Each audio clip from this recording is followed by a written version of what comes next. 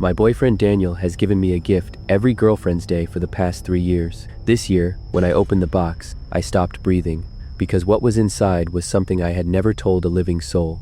Not him, not anyone. I had only ever said it once, alone, in my car, with the windows up. It was a bracelet, thin, silver, the kind of thing you'd walk past in a jewelry store without a second glance. Daniel watched me lift it out of the tissue paper with that soft, proud smile he always gets when he's given me something he's sure I'll love. I turned it over to find the engraving on the inside of the band, where it would sit against my wrist, hidden from everyone but me. 6 words, my words, whispered once, 11 months ago, driving home from my mother's funeral, alone in a parking garage, with the windows rolled up, so no one could hear me fall apart. I had never told anyone what I said in that car, not my sister, not my best friend, not even the therapist I paid $140 an hour to hear things exactly like this. "Do you like it?" Daniel asked. I said yes. What else was there to say? I put it on. I let him kiss my forehead. I let the evening go on the way evenings are supposed to go. Dinner, a movie neither of us watched, his arm heavy and warm across my stomach while we fell asleep.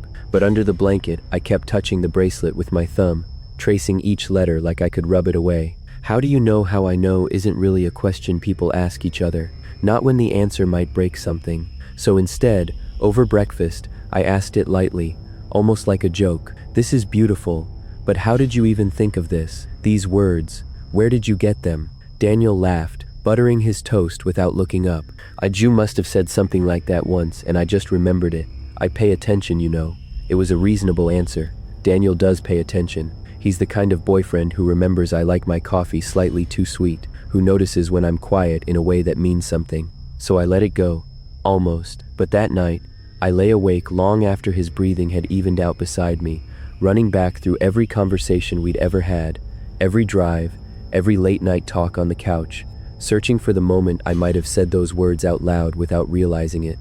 I found nothing, because there was nothing to find. I had never said them, not to him, not to anyone. It was only the next morning, digging through an old jewelry box for a pair of earrings, that the second cold feeling arrived, quieter than the first, but somehow worse. There, in the bottom drawer, was last year's gift, a delicate necklace with a single word engraved on the pendant, my childhood nickname, the one only my grandmother ever called me, and she had been dead for 6 years before Daniel and I even met. And under that, the year before, a mix CD, hand-labeled, full of songs I used to hum to myself while cooking dinner alone in my old apartment. Songs I never played for anyone. Songs I didn't even know I hummed until I caught myself doing it. 3 years, 3 gifts, 3 secrets I had never spoken to a single living person. I sat on the floor of my closet with the necklace in one hand and the bracelet still on my wrist, and I understood, with the particular clarity that only comes at 7 in the morning on an empty stomach, that these weren't romantic guesses. They were documented truths. I told myself there had to be an explanation. People talk in their sleep. People say things they forget. Maybe I'd whispered these secrets somewhere, sometime, and simply lost the memory the way you lose the exact moment you fell asleep the night before. So I tested it. I waited until Daniel left for work, and I stood alone in the kitchen and said, out loud, to no one, a secret I made up on the spot. Something small and specific and entirely false, about a fear of moths I don't actually have. I said it once, quietly, the way I imagined I might say something to myself without meaning to be heard. That night, Daniel mentioned, out of nowhere, that he'd ordered me a citronella candle because moths freak some people out, and he wanted me to feel comfortable this summer. I excused myself to the bathroom and sat on the edge of the tub with my hand over my mouth. It wasn't memory, it wasn't intuition. Something in my own home was listening, and it was feeding him what it heard. I didn't tell him what I suspected. I waited until he left for a work trip, 2 days later, and I searched the apartment the way you search a stranger's house, carefully, methodically, checking places I'd never thought to look in the 2 years we'd lived there. I found it behind the bookshelf in the living room, wedged into the gap between the frame and the wall. A small device, no bigger than a coin, old enough that a fine skin of dust had settled evenly across its casing. Not recently placed, undisturbed. According to the dust, according to the way it had settled into the exact shape of that gap, it had been there for years, longer than Daniel and I had lived here, longer possibly than I had lived here alone before him. This was never about him monitoring me. Someone else built this listening nest, long before he ever walked through the door. When Daniel got home, I didn't ease into it. I put the device on the kitchen table between us and asked him, flatly, if he knew what it was. I expected anger. I expected denial. I expected him to accuse me of planting it myself out of some jealous spiral. Instead, his face went the color of the tile behind him, and he said 4 words that emptied the room of air. I found one too. He went to the car and came back with a second device, nearly identical, that he said he'd found under the passenger seat months ago and convinced himself was a lost tracker from a rental car. Nothing worth mentioning. We sat at that table for a long time, not speaking, both of us understanding at the same moment that we had been listened to separately, for over a year, by someone who had never once been named. It took 3 days, and a favor from a friend who worked in IT, to trace the devices back to a reseller account. The account was registered under my landlord's name. We weren't the only ones. A little digging, a few careful, nervous conversations with neighbors told us that nearly every tenant in the building had received a small, thoughtful, deeply personal welcome gift from him over the past 6 years. Nobody had ever compared notes. Nobody had ever needed to, until now. We moved out within the month. We changed our numbers. We told almost no one our new address, and the ones we told, we trusted completely. A year passed. Then, last week, a small package arrived at my new apartment, addressed in handwriting I didn't recognize, postmarked from nowhere in particular. Inside was a bracelet. Engraved on the inside of the band were 6 words I had said only once, alone, in this apartment, to no one but myself, 4 days before the package arrived.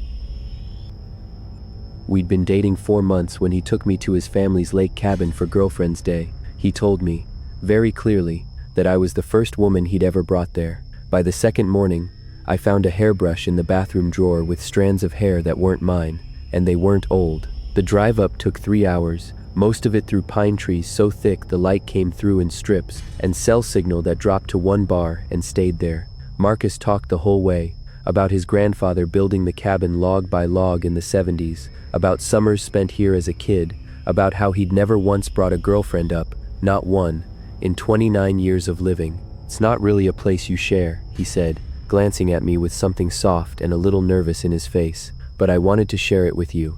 It felt like an honor. It felt, if I'm being honest, like the moment you realize a relationship is turning into something real. That was the last time it felt safe. The cabin itself was smaller than I expected, but warm. Wood paneling gone amber with age, a stone fireplace, a loft bed under a window that looked straight out over the water. We unpacked as the sun dropped behind the tree line, and I went to put my toiletries away in the bathroom vanity, still smiling from the drive, still turning his words over in my head. I've never brought anyone else here. That's when I found the hairbrush. It was tucked at the back of the drawer, half hidden behind a box of bandages so old the cardboard had softened. Long strands were wound through the bristles, dark and glossy. Definitely not mine. I'm blonde, have been my whole life. I carried it out to Marcus, half joking, asking whose it was. He barely looked up from unpacking the cooler. Probably my mom's. She used to come up here more, years ago, before Dad got sick. He shrugged and went back to the groceries. It was a reasonable answer. It should have been enough. Except that night, brushing my teeth, I found myself staring at the strands again, turning the brush under the bathroom light. The hair wasn't gray, wasn't the silvering brown I remembered from meeting his mother at Thanksgiving. It was dark, and it looked, I know how this sounds, recently brushed. Not dusty, not old. I told myself it didn't mean anything. I put the brush back in the drawer and turned off the light. The second morning, Marcus went out early to check the dock, and I stayed behind to make coffee and look for extra blankets, since the loft had gotten cold overnight. He'd mentioned a chest at the foot of the bed, but when I opened it, it was empty except for a spare pillow. It was the floor that caught my attention next, one board, just beside the bed frame, that gave slightly under my foot when I stepped on it, like it wasn't nailed all the way down. Old cabin quirk, Marcus told me later, when I mentioned it. The wood shifts every winter. Half the floor up here does that. Another reasonable answer. This cabin seemed to run on them, but standing there alone that morning, curious in the particular way you are curious right before you wish you weren't, I knelt down and pried the board up with my fingers. It came away easier than it should have, like it had been lifted many times before. Underneath, in the shallow space between the floor and the joists, was a spiral notebook. The cover was soft with handling, the wire binding slightly bent. I told myself I'd just glance at it. An old grocery list, maybe, or some forgotten renovation notes from Marcus's grandfather. But when I opened the front cover, I found handwriting. A woman's handwriting, careful and looping, each entry beginning the same way. Dear M. I sat down cross-legged on the floor, with my coffee going cold beside me, and read. The entries described the cabin. This cabin, the exact stone fireplace, the exact window over the lake, in loving, obsessive detail. They described a bed. This bed. They were addressed to someone named only by that single initial, over and over, page after page, in a tone that shifted from tender to something closer to pleading the further I read. I flipped to the last written page, heart starting to climb into my throat before I even understood why. The final entry was dated 11 days ago. I sat very still, the notebook open in my lap, the lake outside the window flat and gray and silent, and I thought about Marcus telling me, 3 hours into a drive through the pines, that I was the first woman he had ever brought here. I heard the porch door open before I could put the notebook away, so I didn't try. Marcus walked in stamping lake water off his boots, and I held it up without a word, watching his face for the flicker of guilt I was braced for. The look of a man caught in a lie about an ex. That isn't what I got. He went still in the doorway, then crossed the room slowly, and took the notebook from my hands like it might be hot. I watched the color drain out of his face as he read the first page, then flipped, the way I had, straight to the back. I don't. He stopped, started again. I haven't even been to this cabin in over a year, not since last spring, and I came up alone, just to check the pipes before winter. I didn't bring anyone. I've never brought anyone. His voice cracked on the last word in a way that told me, more than anything he could have said, that he wasn't performing this. He was as frightened as I was. We were still standing there, notebook open between us, when there was a knock at the door. It was an older man from the cabin down the shoreline, introduced himself as Walt, said he'd seen the lights on and wanted to welcome the new couple, the way he always did when Marcus's family used the place. His eyes went to the notebook on the table before either of us said a word, and something in his easy, neighborly expression folded inward. "Where'd you find that?" he said. Not really a question, we told him. He sat down without being asked and told us, carefully, like a man choosing which parts of a story were safe to tell, that Marcus's grandfather used to rent the cabin out quietly for years, off any books, cash only, to men who wanted somewhere private to bring dates nobody back home would hear about. Nobody kept a record. Nobody, including Marcus, had any idea how many women had stayed in this cabin over the decades, or who they'd all been. After Walt left, we searched the cabin properly, the two of us on our knees pulling up boards, reaching into gaps behind the wood paneling. I found more. A hairpin, a tube of lipstick worn down to the metal, 2 more notebooks, each in different handwriting, each beginning the same way. Dear M, though one used a nickname that turned out to belong not to Marcus, but to his grandfather. Some entries were decades old. As I read further into them, a pattern surfaced that made my skin go cold in a way the lake air hadn't managed all weekend. Woman after woman describing not wanting to leave, not being sure by the end that they were allowed to. This was never about one girlfriend's ghost. It was generations of them. It was Marcus who found the last thing, in the newest notebook, the one dated 11 days ago, before either of us had ever set foot here. He read the final entry in silence, then turned the book around and set it in front of me without a word. The handwriting on that last page wasn't a stranger's. It was mine, my loops, my slant, the small way I crossed my sevens. It described this weekend, the drive, the pines, the hairbrush, the loose floorboard, in the past tense, as though it had already happened. It was dated 4 days before we ever left the city. We left that night, didn't pack properly, didn't look back at the dark windows in the rearview mirror, told each other in the car, over and over, that it had to be some cruel prank, a key someone still had, a joke gone too far, anything but the alternative neither of us said out loud. Weeks later, back in my apartment, unpacking a jacket I hadn't worn since the trip, I found a folded page tucked into the inside pocket. One more entry, my handwriting again, the ink slightly smudged, like it had been written in a hurry, or by a hand that wasn't quite used to being mine. It was dated for next Girlfriend's Day. It said we'd be back.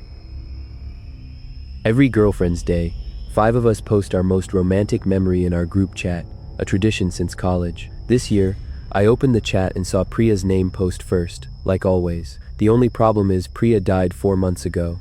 The chat is called The Girlfriends, which we thought was funny back when we were 21, and none of us had a real one. It started as a joke and became a ritual. Every February 1st, each of us shares our favorite memory of loving someone. Romantic or not, doesn't matter, just love. We've done it for 9 years. Even the year Meg was in the hospital. Even the year I moved abroad and had to post at 3 a.m. my time, just to keep the tradition alive. This year I opened my phone braced for the silence where Priya's name used to be. 4 months since the accident, and none of us had said her name out loud in weeks, like if we didn't, the loss might stay small enough to carry. Instead, hers was the first message in the thread, timestamped 6 a.m., the exact hour she always posted, every year, like clockwork. I read it twice before my hands started shaking. It sounded like her, the same run-on sentences, the same habit of trailing off mid-thought and circling back, an inside joke about a road trip only the 5 of us would understand. But the memory itself was new, a story about her fiancé, David, and a beach in Portugal, and a song that had played from someone's car radio at exactly the right moment. None of us had heard it before. My first thought was that someone had hacked her account. My second thought, quieter and more painful, was that David still had her old phone, and this was his strange, aching way of grieving, of keeping her present at the table one more year. I texted the group, "Did anyone else see this? Who's posting from Priya's account?" No one answered. Not right away, and when Meg finally responded hours later, it was to ask what I meant. She hadn't seen a message from Priya at all. Neither had Sarah. Neither had Deb. I sent screenshots. They each said the same unsettling thing. The message wasn't there when they scrolled up. Only I could see it. I called David that evening, gently, the way you talk to someone you're afraid of hurting twice. I asked if he'd been using her phone, if maybe he'd wanted to keep the tradition going for her. There was a long pause before he answered, and when he did, his voice had gone flat. Her phone had been destroyed in the accident, never recovered, never turned back on. It was sitting, he said, in an evidence bag, in a box in his closet, cracked screen and all, because he couldn't bring himself to throw it away. Then he asked me to send him the message. I did. He didn't respond for almost an hour, long enough that I started to think the call had somehow disconnected. When he finally called back, his voice was different, smaller, and careful, like he was choosing each word before he let it out. The memory she'd described, the beach, the song, was real. It had happened, but it was something the two of them had agreed, half joking and half serious, the way couples do, never to tell another living soul. Not because it was scandalous, because it was theirs, a secret kept purely for the pleasure of it being a secret. He had never told anyone. He was certain, he said, voice cracking, that she never had either. I sat with my phone in my lap for a long time after that call, and then, almost without deciding to, I went back through 9 years of the chat's history. We were never a group who paid attention to timestamps. Messages came in at 2 a.m. after bad breakups, at noon on lunch breaks, whenever life let us breathe long enough to remember the tradition existed. But Priya's posts, every single year, going back to the very first one in college, were timestamped 6:03 a.m., not close to it, exactly. 9 years of the same 3 minutes past 6, without fail, in a chat otherwise chaotic and sleepless and human. It wasn't a habit, it was a signature. And this year's message, sent 4 months after her funeral, matched it perfectly. I don't fully know why I did what I did next, except that some part of me needed to see something with more weight than a timestamp. I opened the chat platform's export tool, something none of the 5 of us had ever once used in 9 years of friendship, and I pulled the metadata for the message. It hadn't been sent from a phone. There was no device listed, no carrier, none of the small digital fingerprints every other message in the thread carried without exception. It had been posted directly through the platform's web interface, the kind you'd use logged into a browser, on a laptop, sitting at a desk, from an account that, according to the log at the bottom of the screen, was still open, still signed in, last seen, active, and beside it, in small gray letters that I have not been able to stop thinking about since, one word, typing. Last Girlfriend's Day, my friends bought me a joke gift, a session with a matchmaking experience. Some startup was running out of a pop-up shop downtown. 6 weeks later I met Adrian. He was perfect, too perfect. It took me a year to understand what that actually meant. The gift itself was a printed voucher, handed to me over brunch, while my friends laughed so hard Sarah nearly knocked over her mimosa. It's supposed to be like, next level, she said. You fill out this insane form, and they use an algorithm to find your soulmate. We thought it'd be funny. It was funny, for about 20 minutes until I actually walked into the shop the following week out of curiosity and found the form waiting on a tablet.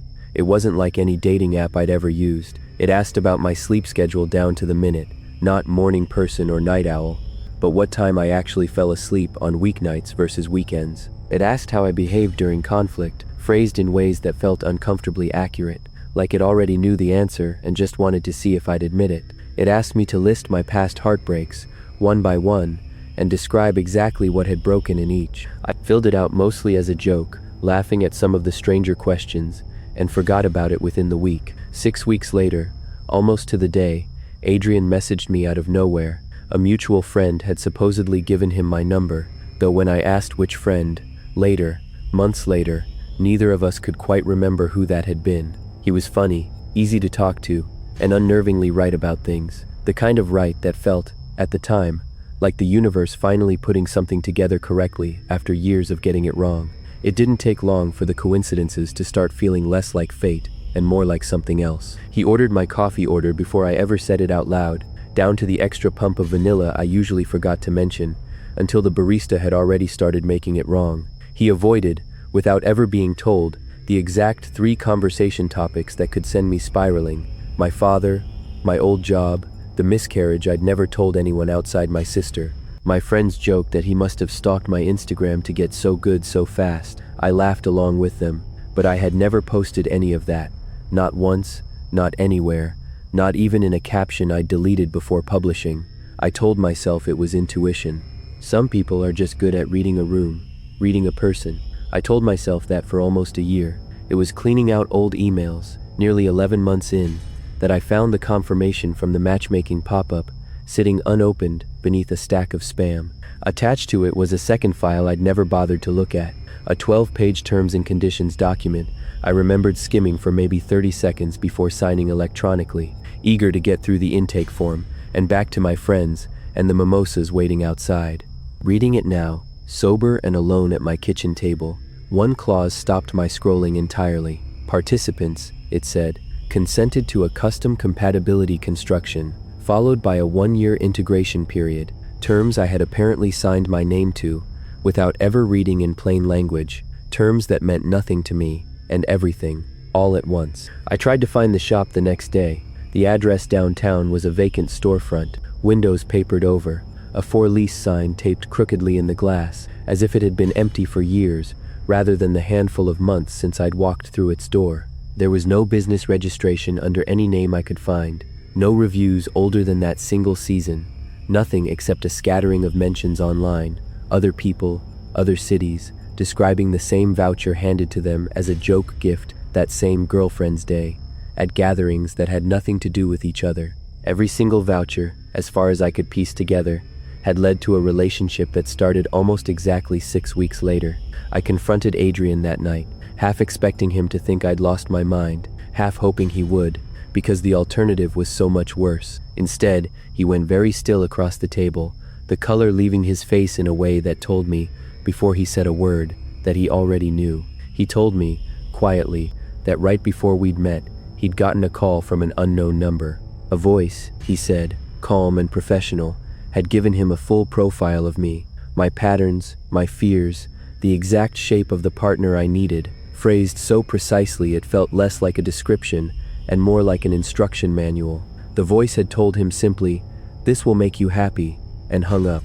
He'd assumed, at the time, it was some kind of market research for a dating service he'd forgotten signing up for. He said he'd never once questioned why he trusted a stranger's voice on the phone more completely than he trusted his own judgment. We sat with that for a long time, the two of us, in the wreckage of a year we could no longer be sure had been entirely our own.